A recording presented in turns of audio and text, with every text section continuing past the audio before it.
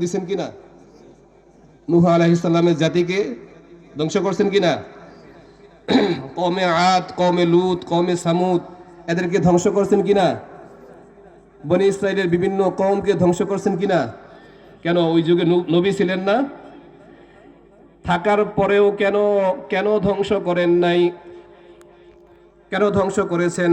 কারণ হচ্ছে একটাই, আল্লাহর পয়গম্বরের সাথে নাফরমানি করেছে, আল্লাহর পয়গম্বরের সাথে বেঈমানি করেছে। আল্লাহর পয়গম্বর যেই মেসেজগুলো দিতেন, যেই পয়গামগুলো দিতেন, যেই বার্তাগুলো দিতেন, যেই নিউজগুলো দিতেন, সেই নিউজগুলো তারা মানত না, তার সেগুলোকে অবজ্ঞা করত। কথা ঠিক কিনা? এই জন্য আল্লাহ তাআলা তাদেরকে গজব দিয়ে ধ্বংস করে দিয়েছেন। কিন্তু এই নবীর, শেষ নবীর উম্মতেরা মনে হয় আল্লাহর নবীর সাথে নাফরমানি করে না। কথা বলে না, নাফরমানি করে কিনা? সংক্ষিপ্ত একটা হিসাব দেই। বর্তমান বিশ্বে কয়শ কোটি মুসলমান আছে? প্রায় 800 কোটির মতো মুসলমান আছে। কয়শ কোটির মতো? 800 কোটির মতো মুসলমান আছে, 800 কোটির মতো মানুষ আছে। কয়শ কোটির মতো মানুষ আছে? 800 কোটির মতো মানুষ আছে। এই 800 কোটি মানুষের ভিতরে মুসলমানের সংখ্যা কত? প্রায় 200 কোটি। কয়শ কোটি? তাহলে বোঝা গেল মুসলমান থেকে 1 ভাগ নয়, 2 ভাগ নয়, 3 ভাগ নয়, প্রায় 4 ভাগ 4 গুণ বেশি হচ্ছে বেঈমান। কথা ঠিক কিনা? তা বেঈমানরা কি আমাদের নবীকে মানে বেঈমানরা কি আল্লাহকে মানে? কথা বলে না।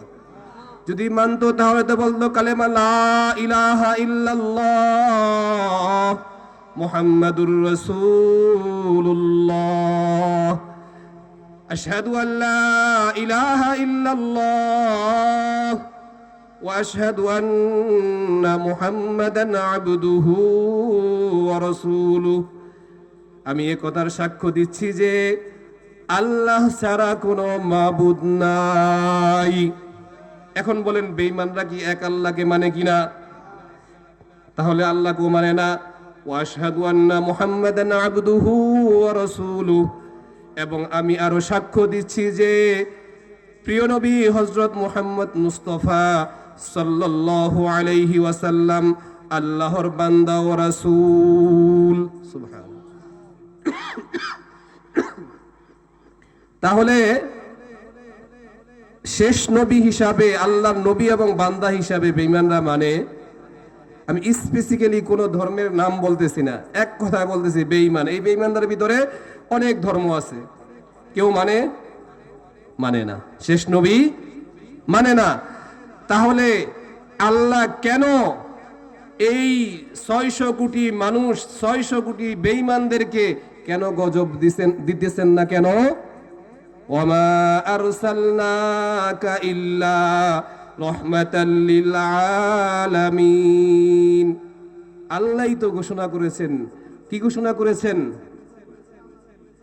আমি নবীকে প্রেরণ করেছি রহমত স্বরূপ। এই রহমতের নবীর কারণে, এই দয়ার নবীর কারণে, এই মুহাব্বতের নবীর কারণে, আল্লাহর হাবিবের কারণে আল্লাহ তাআলা কোন জাতিকে ধ্বংস করতেছেন না।